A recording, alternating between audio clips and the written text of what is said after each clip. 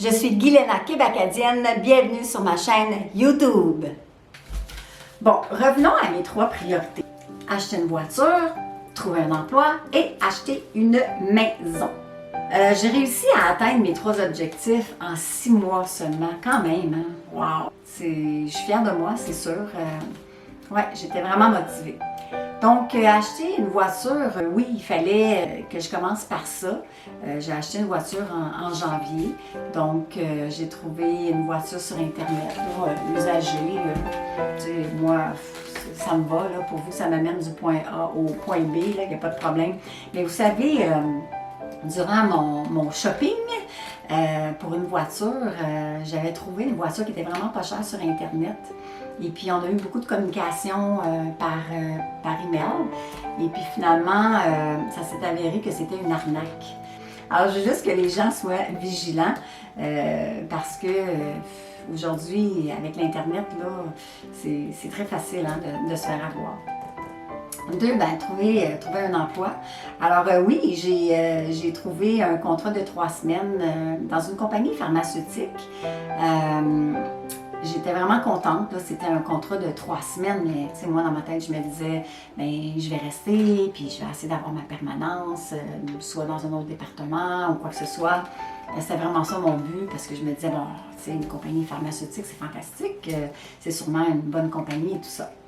Alors, c'était finalement très compliqué d'avoir ma permanence, en fait, parce que j'avais été engagée par une agence, puis c'est super compliqué. J'ai quand même tenté ma chance, et puis finalement, ben, j'ai été changée de département, j'étais vraiment contente. Je suis restée pendant plusieurs mois, dans le fond, dans cette entreprise-là. Et quand même, la permanence, c'était vraiment compliqué. J'étudie vraiment compliqué plusieurs fois, mais en tout cas, mais oui, c'était vraiment compliqué.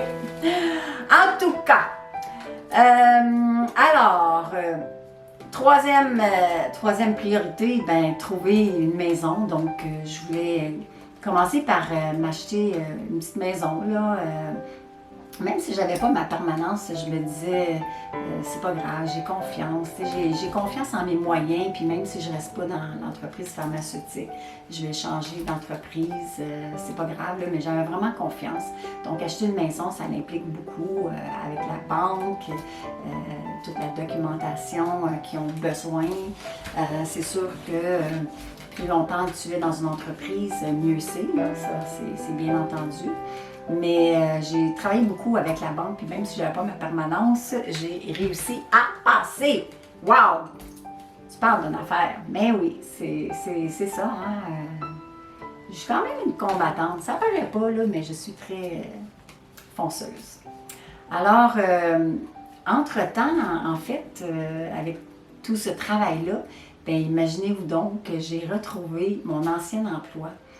Avant de quitter la France pour la première fois en janvier 2019. J'ai retrouvé cet emploi-là. J'étais vraiment contente. C'est dans un laboratoire de microbiologie. J'ai eu la chance d'avoir rencontré cette merveilleuse personne qui s'appelle Mélissa, qui était ma supérieure. Donc, j'ai beaucoup de gratitude envers elle. Elle m'a donné cette chance-là. Puis, vraiment, là, ça me comble de bonheur, même si aujourd'hui, je travaille plus là, mais je vous raconterai ça un peu plus tard. Alors, suite à une décision, je dirais plus... ben, en fait, suite à la décision de revenir en France, c'est ça. Alors, même si je ne savais pas au début là, de ma démarche, tout ça, là, tout ce qui s'est passé, mais ma confiance, elle a payé. Juste pour vous dire qu'il ne faut jamais lâcher le morceau. Il ne faut jamais lâcher le morceau parce qu'on ne sait pas ce qui peut se passer demain ou après-demain. Donc, concernant la maison, j'ai cherché une maison en bas de 200 000 $ canadiens. Je voulais avoir une petite maison à la campagne, pour avoir la paix, un coin zen. Donc, même si la petite maison avait besoin d'amour, pour moi, c'était pas vraiment grave, là, parce que moi, je suis quand même assez habile pour faire des travaux. Donc, c'était pas ma première maison toute seule. J'en ai eu 2 autres auparavant que j'ai gardées 4 ans et demi chacune. Et puis, je me débrouillais bien, vraiment. J'ai appris beaucoup avec la première maison, mais c'est ça. Moi, ça me faisait pas peur. Je savais très bien dans quoi je m'embarquais. Donc, j'ai fini par trouver une belle petite maison modulaire, anciennement appelée une maison mobile. C'est une maison, mais qui n'a pas de... En fait, qui n'a pas de roue, là. Quand on parle d'une maison mobile, là, moi, les gens qui me disent ça, c'est comme un trailer, là, tu sais, un trailer, là, une roulotte avec des roues. Et puis même, il y en a un qui appelle ça comme ça, une roulotte. Mais non, c'est pas une roulotte, là. Non, non, non.